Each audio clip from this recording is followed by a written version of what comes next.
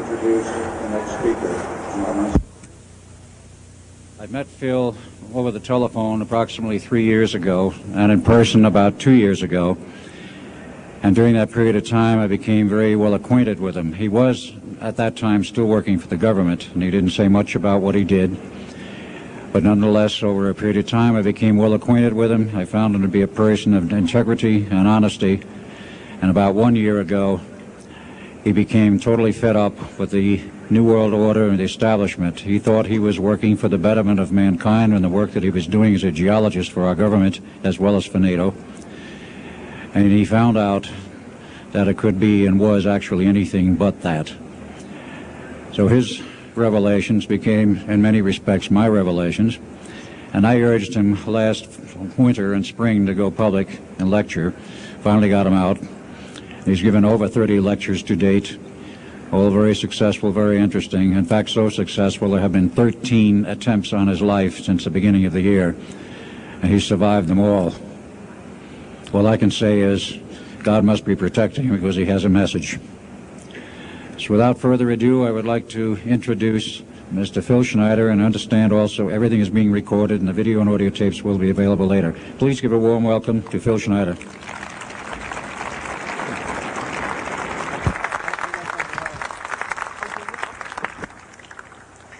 Thanks, Al. I guess I can always start off by saying loose lips sink ships.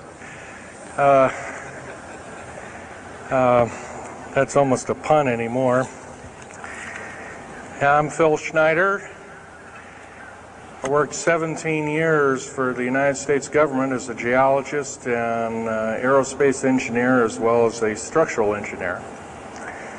I worked for such elusive occupations with Morrison Knudsen, Bechtel, Page & Page, Aerospatiale of France, and a host of other, EG&G and a host of other, Los Alamos Laboratory and these kind of things. But rather than bore you with all those statistics, I've got cooked up a real mixed bag here of different topics, and it's might be a little bit like brain overload, but I'll start from the beginning. And like I said, I worked 17 years, co-invented methods of shape charge blasting as well as laser rock deflagration, which means rock is literally melted or powdered by a special Maser laser combination, and the residue of the rock underneath is applied as a coating, as a liquid coating, kind of like instant agate, if you could imagine a hunk of agate, which is a hard silica mineral, rock actually. But up here we have another topic. This is an area to where I worked. I worked 11 years of the 17 years at Groom Lake, S4, S2. It's in the Nellis Air Force Base area. In fact, Groom Lake is, I'll show you in the picture right here. It's right here. Groom Lake is quite the place. A lot of rumors and other kinds of things have come out of there. Of course, people have stood on the outside for years and wondered at what's been flying there. There's all kinds of things been flying. Let me give you a brief overview.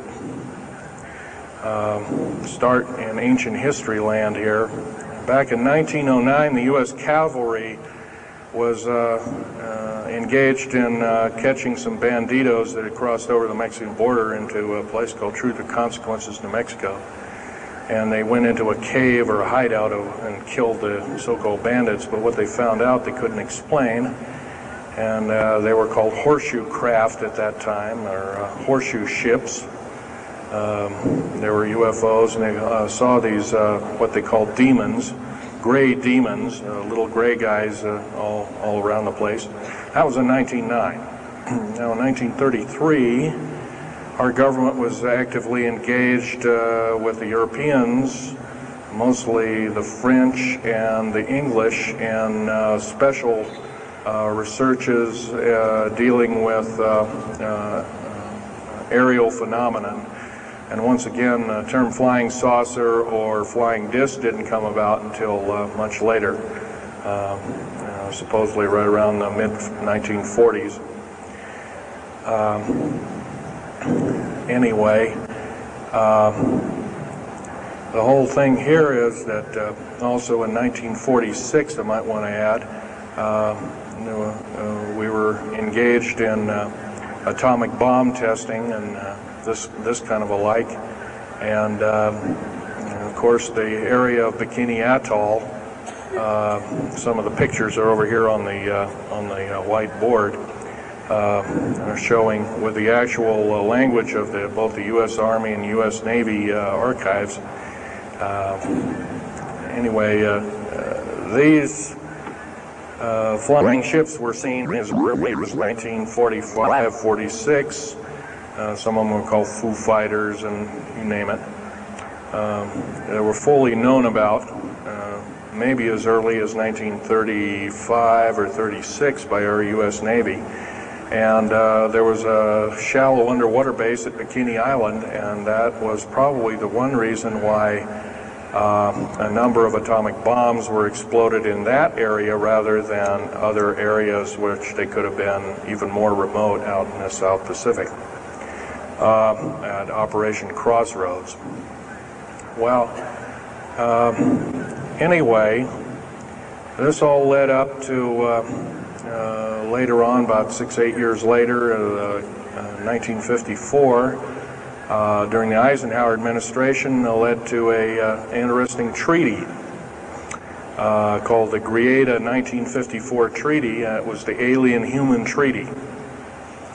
And supposedly the aliens had come in and exchanged technology, and they'd want to take an occasional human being and a few head of cows, and accurate books were supposedly to be kept, and all this kind of stuff. And of course, eventually all that broke down, and aliens are notorious for being liars, even greater liars than so-called, in quote, we humans are. So alien treaties are often just not even the pieces of paper they're written on, they're just really kind of worthless. Anyway, my work as a geologist in building underground military bases, some of which are over 2 miles underground. And I think when you listen to Al tonight, if you have a chance to listen to him, he will speak of, Al's actually been on some of the high-speed monorail subway cars, if you might want to call them, that link these bases together. Some of them are capable of riding on a cushion of air about 3/4 of an inch off a rail at a better part of Mach 2. And he's actually been on one of these trains. I've only been in one of the tunnels and helped build some of the tunnels. Incidentally, I helped work on 13 deep underground military bases. Had hands-on experience. Notorious was the one in and around the Dulce, the southeastern and southwestern sides of Dulce, New Mexico, in the Los Alamos laboratory regions, where we built some hermetically sealed rooms that were very deep, going down over a mile. We also built additions onto Groom Lake and S2 and S4 complexes. There are a total of 9 underground. They're called DUMBs. Like, you can learn a lot from this dummy, but DUMB stands for Deep Underground Military Base, and or a deep underground DUM2, for instance, is a submarine base, and I helped build a few of those too, which are off our continental shelves and then certain islands and out in the Atlantic and the Pacific in strategic locations. All this, I can hardly, in an hour's time, I can hardly squeeze all this in, so I'll be kind of rambling here if you just bear with me. The main topic of my discussion here is to link up basically what's going on with these deep underground military bases, what they're being used for, what is the present situation now being employed both by our federal government, which is slowly being phased out by the United Nations government, as well as the New World, end quote, the New World Order, which is an even higher entity, and who these higher entities are taking their orders from, and try and link up basically what's going on. A lot of us have been kept in the dark. We've been given, maybe most recently over here, photographs of an alien at Roswell. I'll just make a very brief statement about that. The photographs cannot stand up to a computer grain analysis test and therefore are retouched or faked. They're not real. The real one, the real photograph of the charred or dead alien that was, or one of the several that were autopsied, is over here, was given to me by a friend by the name of Skip Fromback of Seattle. And his father worked as one of the principal doctors. He was from Germany at the time, and worked on some of the autopsy material, from what I understand, along with other people. Anyway, you just can't believe everything, and that goes for me. You got to get out there and do your homework. Like I always say, you might, don't put your spectacles on, you put your skepticals on when you listen to me. So if we can have a show of hands here, how many people have heard about Roswell, New Mexico? Very good, almost all. And how many people have heard about the black helicopters and the other kinds of flying saucers type equipments out at Groom Lake and other places? Very good. Well, this obviously is a nice enlightened audience. Most of you have probably seen what a black helicopter is, or maybe even gotten rare glimpses of an F-117A Black Jet, or Stealth, as they're often called, or a B-2 bomber, B-1 bomber, or some of these other sophisticated aircraft that are now being touted as the new technology. Once again, where did we get this new technology? Well, obviously we've had a little hand in that. Our little alien so-called buddies, have kind of exchanged things, not without a great cost. The cost of which has been a lot of people have disappeared. Some, and I'll blow this statistic by you, there's, according to current FBI and Defense Intelligence Agency and CIA statistics, 100,000 children and 1 million adults disappear every year, and these are not kidnappings or murders or rapes or suicides or anything, totally unaccounted for. And where are these people going to? Nobody knows. Maybe one of us in this room or somebody has encountered such an individual and lost a loved one or a friend or something, and that's unfortunate. My best friend, Ron Lee Rummel, several years ago, got himself murdered because we dared to put out in print, at that time I was still working for the government, and so was he, we dared to put in print the so-called the Strategic Defense Initiative, or Star Wars, as part of the New World Order, and takes its actions. It was originally written as a kind of a spoof or a joke. We had one of these alien greys dressed up and had New World Order insignia on, and of course that wasn't taken very nicely, and my friend got himself murdered. It was called a suicide, but now it's been turned over to special authorities who now acknowledge it was a homicide. Other than that, I'd like to also mention something about my father.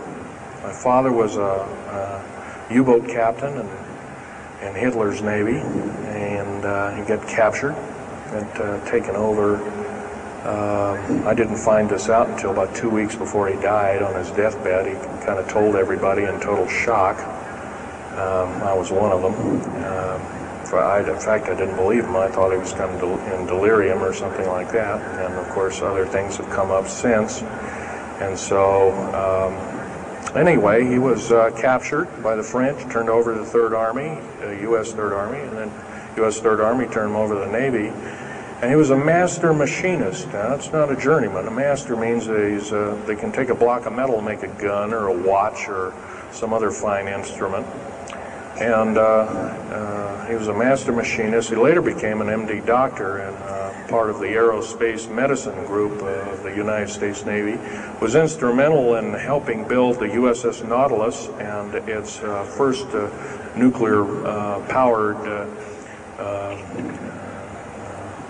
predecessor, the Enterprise, the first nuclear-powered aircraft carrier, and other ships like it. He pioneered all the ways in building very small and miniature nuclear engines, and he even helped build, later on in his life, he helped develop the infamous grid bed nuclear motor, which is now employed in some things that look like flying saucers that people claim are flying saucers. Yes, we, in quote, the United States Air Force and other armed forces, are training other European forces to fly unidentified, or now identified, or, in quote, flying saucers. We've actually built several prototypes that are flying under names of black craft. My position as a geologist and engineer got me to see a lot of things in the world. I've been in over 70 countries. Also worked for NATO. I carried a level 3 security clearance with a rhyolite factor. Rhyolite is a hardened factor, only given out to a handful of civilians and maybe a couple of hundred military men worldwide. I thought I was doing the nation, United States, as well as the world a favor by, I thought I was kind of keeping my end up. Well, it didn't work out that way. I was to later find out that these underground bases are now being employed as strategic bases for, in case there is martial law in this country. Right now, our military professors that used to be in war colleges and the like are training people like ex-Russian KGB and Spetsnaz people right here on American soil. I've seen it with my own 2 eyes, along with other people, other geologists. By the way, I'm still a geologist, still do geological survey work. However, I don't work for the government anymore. I took my security clearance and all my government stuff and cut it up and sent it back to the, pardon my French, SOBs. When I found out that a number of these 131 deep underground military bases are being used to subvert the Constitution of these United States and its people, I says, that is enough. I can't possibly be connected. Oh, well, Mr. Schneider, you can't quit, they said. Well, I says, yes, I can. I'm an individual, I'm going to quit, and I'm walking off the job. And he says, so I got arrested and casually told, well, you got to finish a job. And so I caved into that part, and I finished 3 weeks, and then at that time, my father was dying, and I was allowed home, and I never went back for my paychecks. Don't intend to either. These people are beginning to show signs of being our utmost enemy. I'm talking about military people now engaged in training foreign troops on American soil, clearly against the Bill of Rights and the U.S. Constitution. It's why we formed a government, why our forefathers formed a government, a republic of these United States in the first place, way back 200 plus years ago.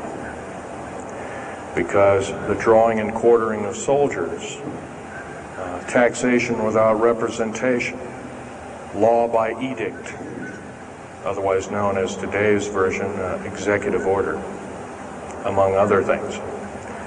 The very reasons that we became, in quote, free, a free republic, a free society, possibly one of the greatest nations to ever be a nation on this earth, were instilled in our founding fathers that are now so far away from the people now running our federal government structure. So I'm here today to touch upon a number of subjects. One being that these underground bases are roughly over 3 of them per state. There's now, instead of 12 prison camps, there's 39. That's almost 1 per state. They're building 2 prison camps every 7 months. They're building 2 underground military bases every year. Each one of these military bases, by the way, these underground military bases, they cost somewhere between $17 and $26 billion. They employ 1,800 to 10,000 workers each in varying grades of skill. They gobble up totally through the black budget, over 1/4 of the black budget, or roughly $310 billion. Of course, you may say, well, where are these figures coming from? Well, the black budget, as we know it, in quote, black projects, which anything called black is significant of hidden from Congress, hidden from the American people, and very few people are even in the know about it at all. But black budget per year garners over $500 billion a year. And it's these kind of huge quantities and sums of monies are garnered through CIA drug activity, National Security Agency clandestine operations, mostly in Panama and South America. Now also engaged in Russia in bringing and refining strategic metals. By the way, you might want to ask, where's all these kind of interesting new metals coming from? Over here on the whiteboard we have the new periodic table. It's got 140 elements. Now in our high schools of today, I was in a high school about a week ago, I saw a new periodic table had 105 elements on it. Now somewhere we're not being told the truth. We're being lied to at every turn and every corner. We're considered less than morons. So the government has made itself an entity, an independent taxing body, an entity into itself, and isn't accountable to anybody, not even the so-called New World Order. They just go ahead and do everything willy-nilly as they please. There's nobody checking. You don't have to worry about this. Occasionally there's a senator who pokes a nose in here and there, and that senator finds out either nicely or not so nicely that you don't do things like that. Now, if we're to gain a grip on our country, if we're to take our country back, we must first ask our public officials if they cannot tell us the truth, and we will impeach them, or they will be impeached, or they'll be tried as traitors. This is pretty stiff language. Already it's slowly beginning to trickle out and to occur to a number of people that this may be the only way out. And also our founding fathers, George Washington, Patrick Henry, and a few of the other ones came up and said that you don't want to let the beast out of the box. And they were talking about a runaway government. You don't want to allow your government to become like England. at that time. And so they warned us about this very same kind of thing. First of all, the United States is not a democracy. It's not a republic anymore. It should be a republic. That's to the republic for which it stands, one nation under God. Why we can't even pray in the public schools anymore. We have to have a Supreme Court judge or group of them, plus Janet Reno and company, among other things, telling us what to do. Interpret for us as if we cannot read with our own two eyes and understand with our mind. This, of course, is bad policy all the way around. And I guess I don't need to blow that by your ears. Okay, on another subject, I have a number of items up here at the table. One of which here is, if I can show it, is a heavy hunk of rock indeed. It has a weight of about a little bit more than a pound, 2.5 times the weight of uranium. It's not radioactive, can never be made radioactive. It's composed of earth, rare earth, clays, and powdered metals, as well as an alien element, mostly from crashed, retrieved flying saucers and those of the kind that have happenstance to crash in our deserts and backyards, so to speak. It's called mironite. This is employed in every stealth aircraft, every black jet throughout the black budget. Also in the very small quantities in the skins of black helicopters. Mironite. Here's another thing. Here's a piece of probably the purest titanium you'll ever hear or see. It's so pure, it's also composed with other alien elements to make it extremely tough. It's capable of withstanding temperatures in excess of 7,000 degrees Fahrenheit. Our new Phoenix-class submarines, of which we're building 2 a month right now. Phoenix-class submarines is a black budget program. Each one of those submarines costing $208 million just for the titanium hull, which is made of this material. Approximately 10,000 pounds of it. Now, we've got, supposedly, as of the data right now, we've got 106 of these submarines. They're plying the waters and the waves. They can dive to a depth of over 7,000 feet and hold that for 3 months. It's a fantastic submarine indeed. It has 11 grid-bed nuclear motors on it, engines, that run everything, purify the air. And, by the way, these aren't your usual nuclear motor installation. They're very small. They're probably no bigger than this podium, weighing less than 3,000 pounds, putting out as much as the equivalent of 3 aircraft carriers of the Enterprise class. But these Phoenix-class submarines are getting this metal. Now, where are we getting the metal? It's being stockpiled in a number of strategic locations. Supposedly, I've heard stories, well, it's being mined on the moon, and I have no way of proving that, one way or another. I think we're probably getting it from Russia, or refining it in outer space. What are we shuttling? Basically, a shuttle, a secret shuttle flight.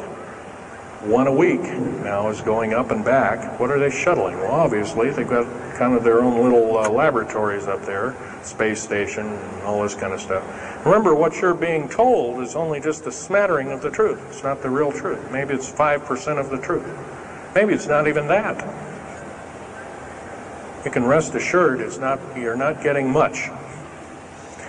Another strategic metal is this particular bar with some strange crystals on it, scalenohedral crystals of niobium, titanium, rhenium, copper oxide. This complex group of elements, not found on the Earth, in specific quantities. This was developed at Los Alamos through EG&G and other outfits. Are employed in all black jet aircraft, all of them, including the, in quotes, sport model, the little flying saucer we occasionally see over at Groom Lake. And by the way now, if we happen to be with a video camera, you know, taking pictures of the so-called area around Groom Lake, it's now, you can get your equipment confiscated, your car, your house. You're considered the same thing as a drug dealer, and you'll go to jail for 5 years, up to 5 years, and $1 million fine. I personally don't think this is what I'm hearing. I just don't think that this kind of punitiveness is what we need in America, and we have to get rid of it, otherwise we're going to die with no America. Here's some other elements. Here's a very light element. It's composed of lithium metal, as well as an alien element, a little heavier than hydrogen, but a little lighter than helium, also employed in this. It's used in secretive methods of propulsion. And it also is in a peculiar scalenohedral crystalline form. And anything scalenohedral, and by the way, a scalene triangle is no side is equal to another side. A scalenohedral metallic crystalline structure is definitely an alien element, or alien technology converted over to our own technology. These were given to me about a year ago. They're called alien or aurora drops. It's supposedly the skins of the black jets, some of the ones that are coming in at very high rates of speed. They're still glowing red hot to white hot, and they'll sit out there and cool off, and they're dripping their material off of them. And it's kind of like a rubberized coating. It's not rubber, I can tell you that. It's as hard as lava rock or harder, capable of withstanding tremendous temperatures, but nonetheless some of it sloughs off every time, and so they just kind of scoop it up and throw it in the trash can. There are a few pieces of it. Here's one of the hardest so-called man-made rocks. Once again, it's got a number of alien counterpart. It's got an alien crystalline structure to it, very advanced. It's about 11 times harder than a diamond, about 70 times stronger than a diamond, capable of standing temperatures in excess of 10,000 degrees Fahrenheit. It is employed as very thin coatings or windows, tiny windows, in hypersonic aircraft that exceed Mach 5. Here's an interesting artifact. Right here in this hunk of rock, which by the way was an old 100,000-year-old chipping tool found in Jordan rather, excuse me, is a imprint of, it looks like a fossil, but it's not. It's an imprint of a small mechanical part with exactly 360 kind of little rotor blades. Well, this rock is 220 million years old. Who was making machines 220 million years ago? Maybe von Däniken was right after all, huh? Here we have an actual piece of agatized fruit, or it's similar to a lime. It's even been pecked by a bird at one time, and that's still there. So it was instantly turned to agate. It is the same agate or chemical structure as material found at Hiroshima and Nagasaki after the A bombings in World War II, where grasses and flowers and petals of flowers and other kinds of things were instantly petrified, turned to agate. It is the same identical crystalline structure. However, this particular piece is about 20 million years old, and it's still got its original green coating, and it's basically unchanged, perfect condition. Likewise, here's a garlic plant about somewhere between 20 and 35 million years of age, and once again it's got that same pink agate coating. And here are some pieces of the metal skin from the crash disk at Roswell. It was given to me when I was 14 years old. My father was visiting one of his old friends in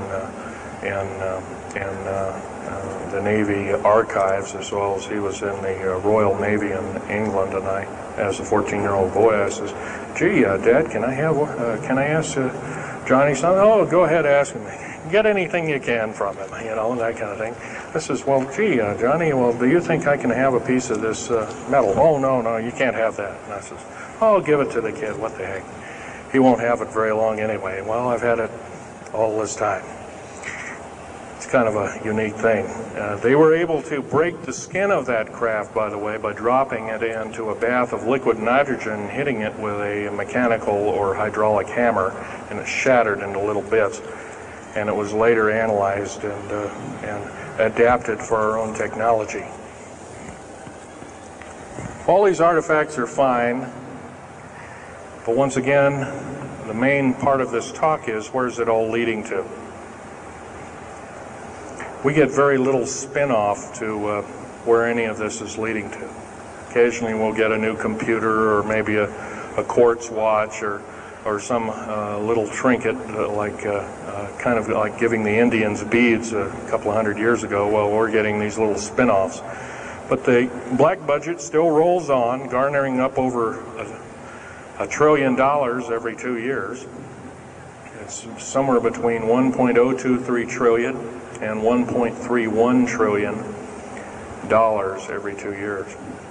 And every year it goes by and the black budget is unchecked, unaccounted for, it's just subverting our country. That's number one. Number two is that these underground military, first of all, if there was something like a nuclear war or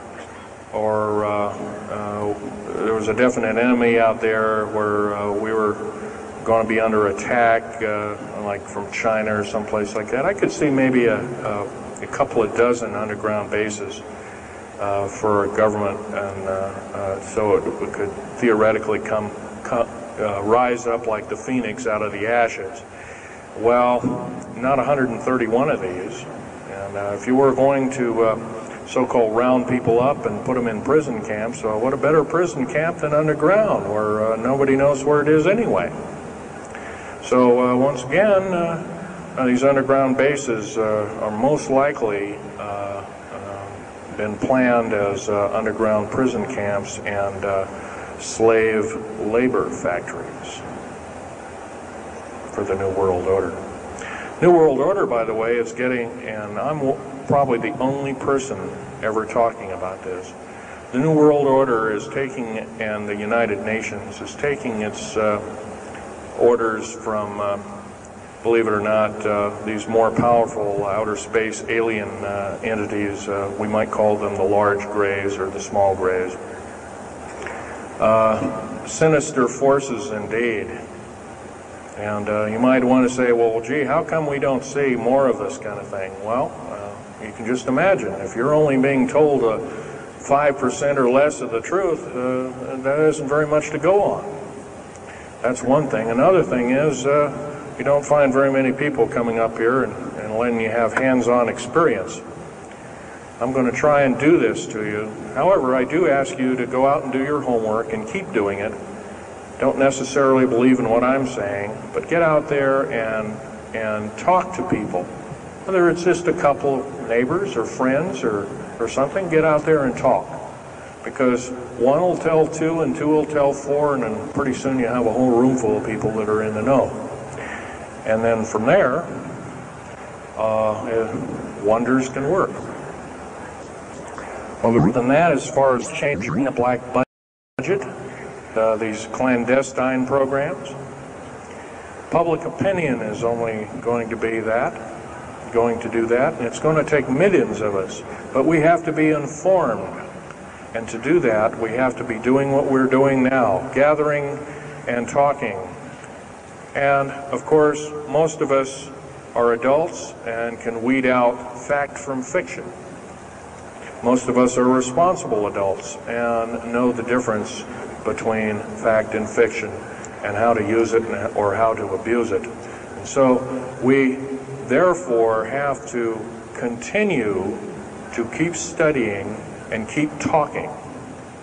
If there's just me out there, and believe it or not, there aren't very many people like myself out there talking. I've given over 30 talks in the United States, Canada, Japan,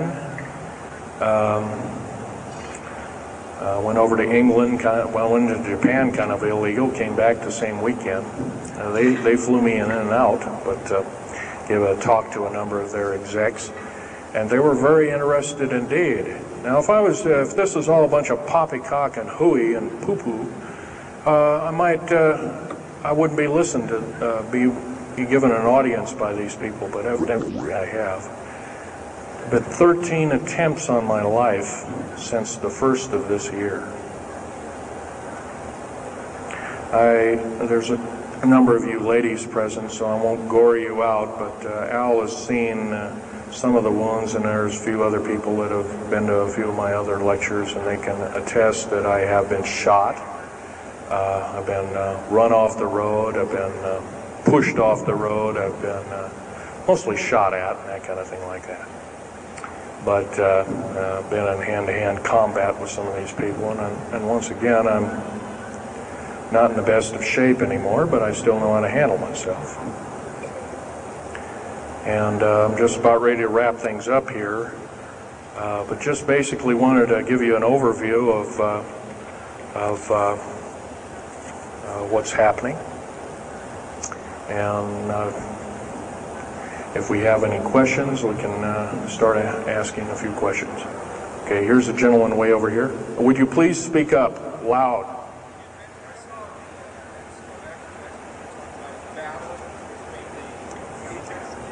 Yes, I was involved in in 1979, in August, late August of 1979.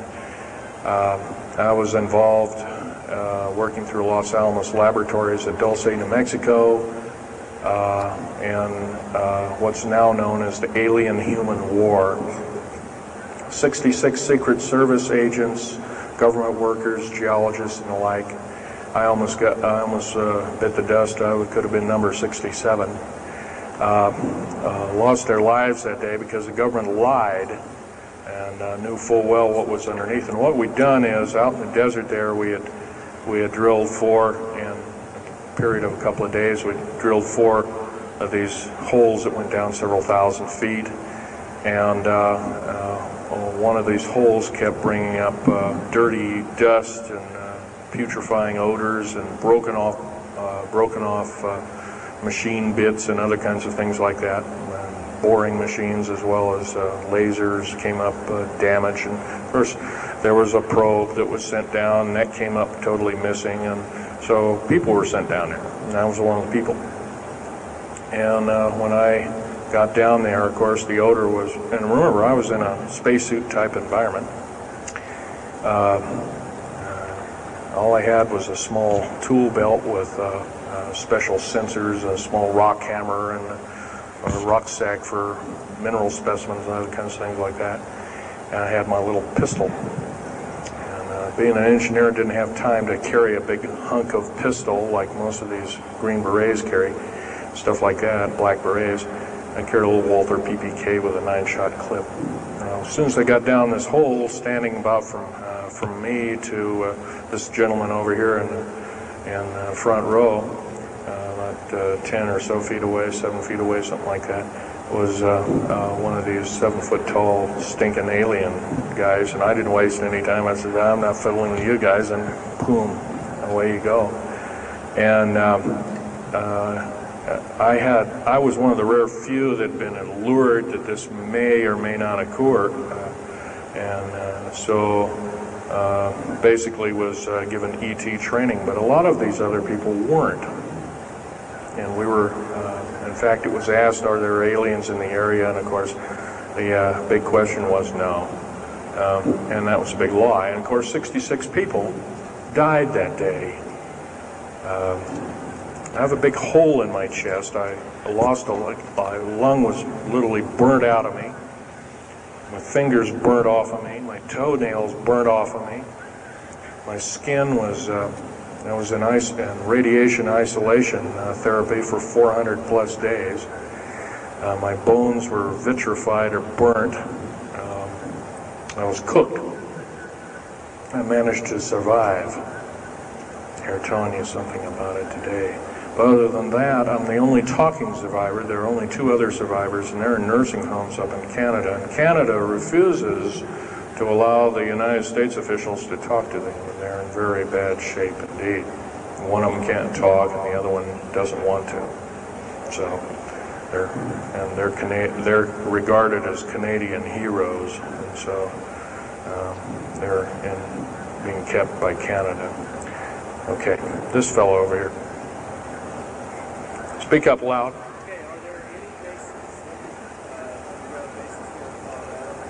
Actually, yes, there's several. In fact, as I was coming to this talk, I was supposed to be here by plane, but there was a subsequent foul-up.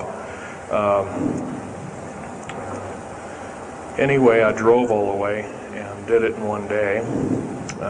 But as I was coming over up near Cheyenne, there I noticed the military, Air Force and the Army are building a so-called new, in quote, boot camp, prison camp, right up in Cheyenne, brand new. And I was here 3 months ago, that wasn't there. So it's something brand new. In Colorado, yes, there's about 4 underground bases, one being at Denver International Air Base. I call it Air Base, Spaceport, or whatever you want to call it. Denver International Airport. No wonder your luggage gets lost.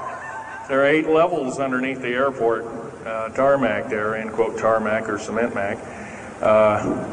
And so those bags could be there for a damn long time.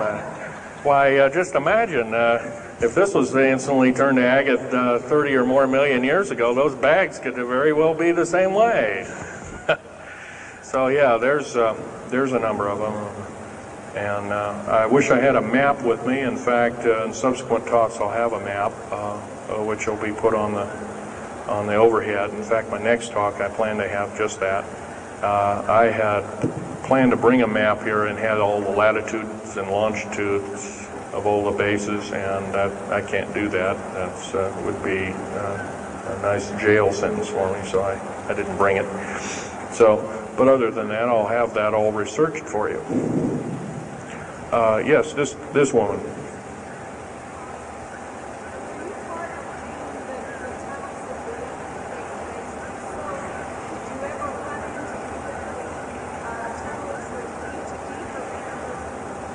Yes, as far as there being an inner Earth, a hollow Earth or anything like this, no, I've never run into anything like that.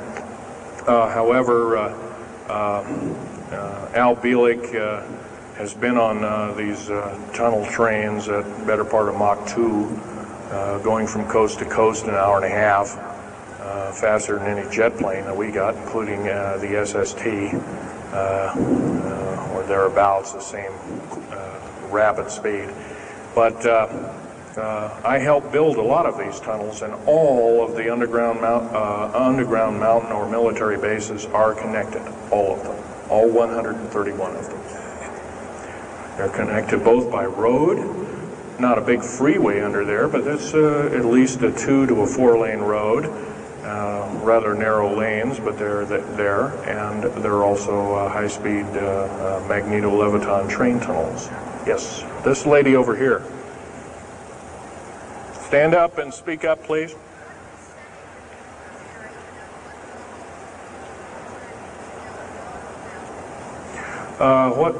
What levels of military personnel know about this? Most of the levels of military know about this, especially the higher levels, higher officer levels. The enlisted, I'm sure, don't, or are basically kept in the dark like we are, end quote, we are.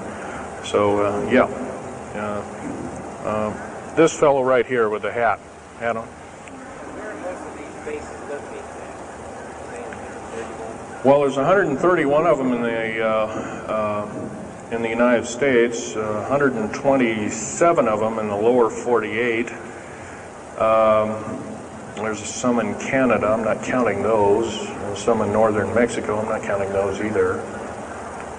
They average about 4¼ cubic miles hollowed out underground, an average depth of 5,700 feet underground. Average cost $17 to $31 billion each. They employ anywhere from 1,800 to 10,000 people. And some very large ones now being built in Sweden, one of which is repudiated to be 30 cubic miles. It'll take 5 years to build that one at a cost of about $2 trillion. And that's all being supplied by the United Nations. Yes? Anybody over here? No?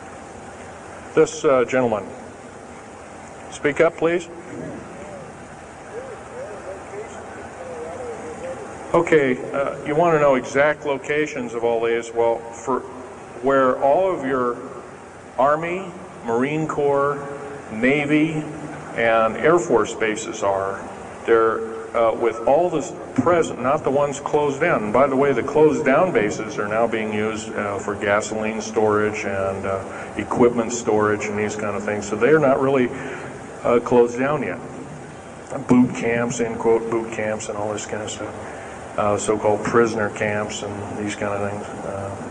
Right now our police, for instance, are are being trained by the Air Force and the Army intelligence in martial law research, as they call it.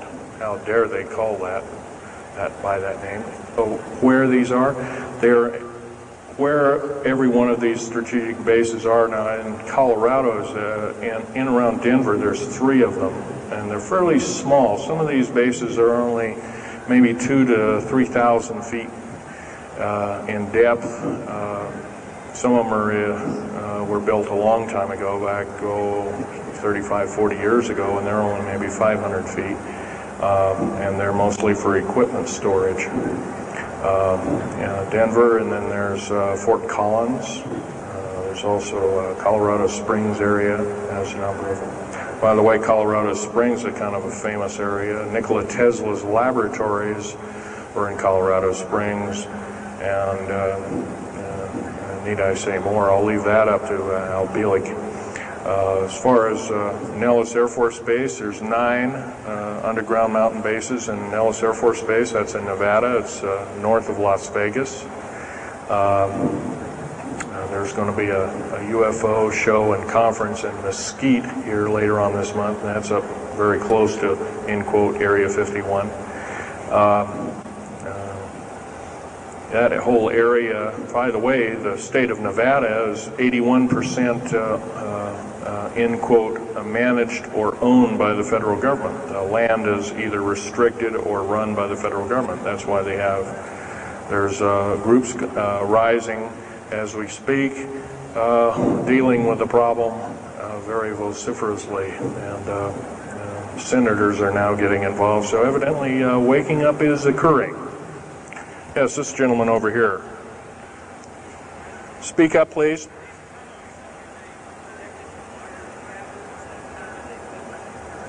Okay. Yes, they are. The gentleman asked, are these tunnels connected to large caverns? Yes, these large bases are basically like this Coliseum. Everything's underground. Everything's a city underground.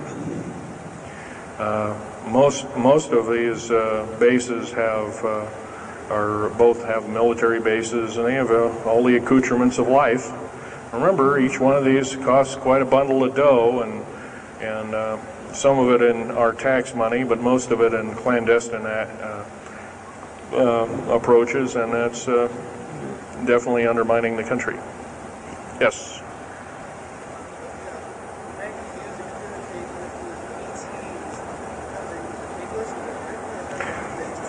Well, some of them have a difficulty in understanding our language. It's too slow to them.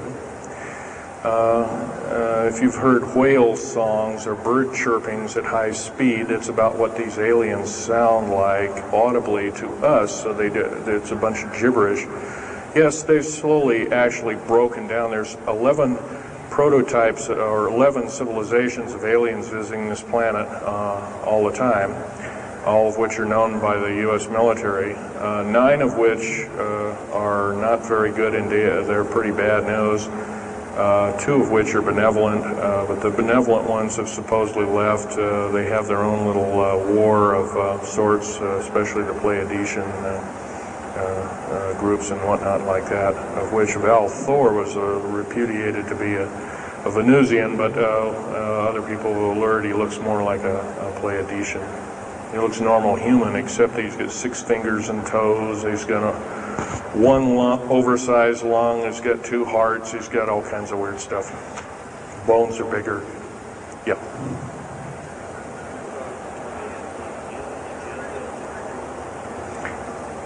The man asked, do I tie in the alien agenda to the New World Order? Yes, sir, 100%. I can elaborate briefly. The New World Order right now basically is dismantling countries, governments, telling governments not to war with each other anymore, basically, so that looks good on the outside. They're taking their orders directly from the aliens who've got their own timetable. They want the one world order because they want the planet for themselves. Of course, you've often heard of the term Global 2000, and that's a supposed sinister plot, or has been a group of sinister plots to produce biological weaponry to reduce or thin out the so-called ethnic cleanse the population of the planet by 5/6, or roughly 5 of 6 billion people, enslaving the rest to work willy-nilly with the so-called people of the New World Order. Now, another peculiar thing is the alien agenda is not really well believed nor understood by a lot of these one-worlders. They don't believe it. They think they've been singled out for their own end of glory, and what they don't know is they're just another human being, and according to the negative or bad aliens, they're just another, we're considered bags of food to them. They don't eat us like we think of a cannibal eating a hunk of meat, but they use our glandular secretions as part of their food base, their blood and our glandular secretions like adrenochrome and other kinds of things like this. And in fact, the Atlanta Center for Disease Control has figured out ways that we can combat this and all this kind of thing like that. It might be where these new designer diseases like AIDS and Ebola and hantavirus and all these kinds of things have come up out of nowhere, and these diseases, in quote, almost have a mind of their own. Yes, this lady here.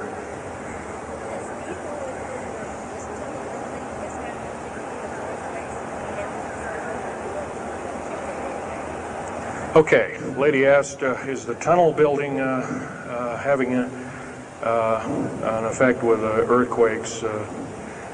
Yes, it could very easily be, although got to remember a lot of these underground bases are constantly being repaired, and so a lot of people have to be hired. As far as the U.S. government, second part of her question was, is the U.S. government modifying our weather? Yes, that's an affirmative. And we have, the U.S. government's been working with the Russians for at least since 1972 and maybe as early as 1966 on weather modification. And it's a well-known fact, and it's well employed. And by the way, they can literally weather modify a hurricane or a tornado out of existence. And the reason they don't do it is pretty obvious. Yeah, right. Or they could actually send a plane inside of a hurricane, for instance, that would blow off an atmospheric bomb or a shockwave bomb in the eye of the thing, and it would completely dissipate. Well, they don't do this, of course. And, there's probably other reasons for that, see which way it goes or what kind of havoc and how we can study the havoc, and we go from there. This fellow way in the back in the black. How do we learn more about our general topic? Well, there's this particular fellow, his name is Richard Sauder, PhD, wrote a book recently, Underground Bases and Tunnels, What is the Government Trying to Hide? That is one book. Then we have here's a popular science article, Secret Air Base. The government doesn't want you to know that Groom Lake, supposedly Groom Lake doesn't exist. Well, I guess if it doesn't exist, then me talking about it, I guess I can't be arrested or anything. I'm just full of poppycock here. Well, the editor, one of the editors of Popular Science that put this article out is now in federal prison. Then there's a book that called Stealth Fighter Pilot. These books are available. I got this one at Dalton's. This one actually was sent to me by the publisher. I did some test piloting, and the only thing I test piloted was would run the aircraft back and forth on the runway, the special runways they built at Groom Lake. Here's a picture of me in uniform. And I can go on. And these publications are out now, and they're available. Yes, this lady over here.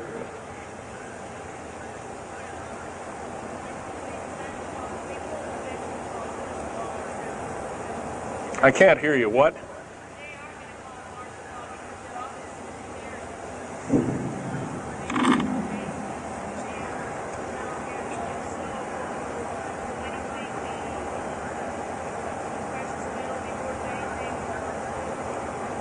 Okay. Okay, that's kind of a mixed bag question there. She asks, with martial law being called, will precious metals and all these kinds of things. First of all, hoarding anything will be outlawed. If you hoard food, have a radio, any way of communicating, stash gasoline, these kind of things, you will just be rounded up and that'll be the end of you. Martial law is martial law. Martial law is dictatorship of the worst form, or one of the worst forms.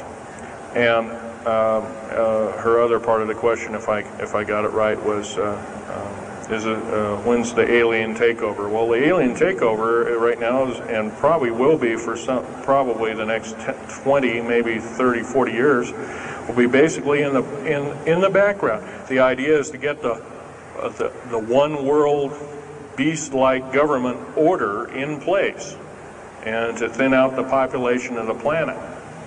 And then, of course, then all heck will break loose from then on.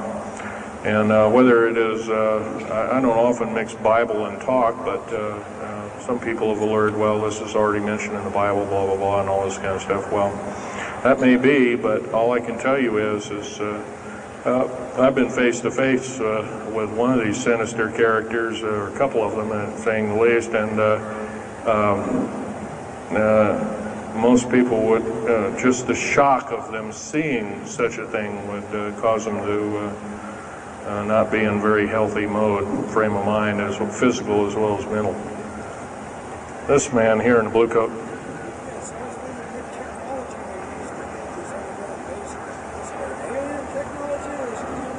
Well, it's a combination. What technology is used to build these underground bases? Well, we have lasers that can drill out, or basically deflagrate or melt out a tunnel 7 miles a day. And that tunnel is 28 feet wide, 28 feet high. You've been told about drilling and boring machines in a very slow, quarter of a mile a day. Most of that went out in World War II. Most of that's all World War I or World War II era materials. And once again, you've been badly lied to. I can hardly believe, first of all, I've worked on public engineering projects, and we do better in grinding up road beds and laying them down at the rate of 4 miles a day, and supposedly that doesn't exist. Well, I worked on one in the state of Oregon just a few months ago, and we built a tunnel for sewage tunnel and whatnot like that. It wasn't very big. It was about 6 feet across, and about drilled right through solid rock, right to base of under one of the hills in Portland for their new light rail. Did that in 2 days. But it was a complex, it was a small, complex tunnel. It was big enough for a man to crawl through and inspect. I was one of the people that inspected, so yeah. What technology? A lot of this is alien technology, readapted for our own use, but a lot of it's our own ingenuity too. So you can bet, how can you tell alien technology? Well, anything that's just absolutely outlandish, like taking a oxyacetylene welding torch and trying to cut into this metal and getting nowhere, obviously would be metals research, aircraft research and the like, and different tools and products, which things that are many times the hardness of diamond or known hardened substances like borazon. Obviously, that's nothing that we came up with on our own. What we could have over a several hundred-year period. But you've got to remember, too, that the military technology is outstripping the public sector technology at the rate of 44 to 45 years of technology for every calendar year, every 12-month calendar year here. So every year going by this time in 1996, the military technology will be roughly 45 years more advanced than where we are today. So it's quite possible that way back in 1943, the U.S. Navy not only caused the ship to disappear, it literally disappeared and reappeared. Basically, military technology right now is about 1,200 years more advanced than public state technology. And computer technology right now, it's off the scale, I can't tell you. It's just right now, and employing just in black jet and stealth aircraft, the new computers are so completely advanced that we couldn't get them in the public sector for maybe another 40 or 50 years. Yes, this lady here.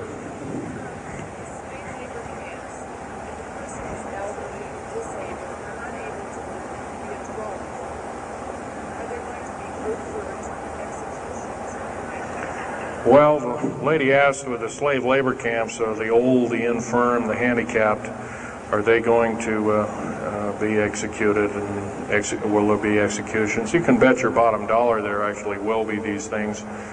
I wish I knew more, but I don't. I've had my own agenda to kind of keep up and talk about. But other than that, yes, I would imagine so. If you look at all the 39 prison camps that are presently built, and they're called boot camps, by the way. And of course, these new trains that they have that have 143 shackle placements per train, they're a scary thing indeed. You know what they're called? They're called United Nations Prisoner Transfer Cars. Oh, that's an appropriate name, I guess.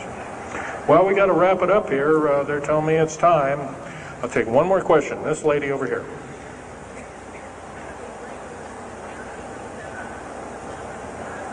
Don't brainwash. They don't brainwash you. How do they brainwash 18,000 people that are working?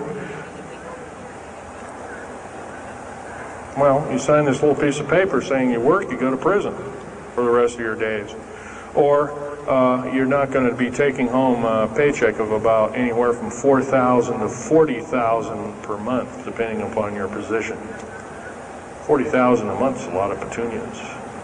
Okay, well, I got to wrap it up here, folks. So I'll be over in Al Bielig's booth. I think it's over in booth number 125. I could take other questions there and let you take a look at artifacts. And once again, on these artifacts, in a very few minutes, don't handle them, just look at them.